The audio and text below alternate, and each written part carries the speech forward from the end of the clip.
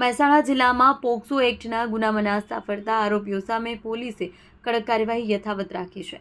ગાંધીનગર રેન્જના નાયબ પોલીસ મહાનિરીક્ષક વિરેન્દ્રસિંહ યાદવના માર્ગદર્શન અને મહેસાણાના પોલીસ અધિક્ષક હિમાંશુ સોલંકીની સૂચના હેઠળ મહેસાણા પેરોલ ફરલો સ્કોડે મોટી સફળતા મેળવી છે. પેરોલ ફરલો તથા વચગાડાના જામીન પર છૂટેલા ફરાર આરોપીઓને ઝડપી પાડવા માટે ખાસ ડ્રાઈવ હાથ ધરવામાં આવી.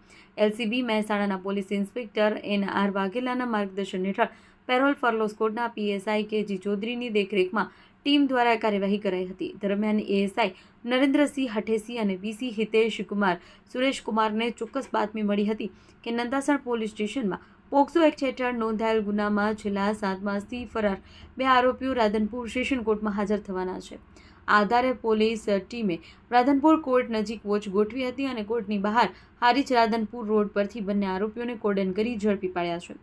પકડાયેલા આરોપીઓ વિજયભાઈ મોતીભાઈ કોળી અને સોનલબેન વાઓફ વિજયભાઈ કોળી કચ્છ હોવાનું બહાર આવ્યું છે. બંનેને કાયદેસરની કાર્યવાહી માટે નંદાસણ પોલીસને સોંપવામાં આવ્યા છે. આ કામગીરીથી જિલ્લામાં ગુનેગારોમાં ફફડાટ ફેલાયેલો છે.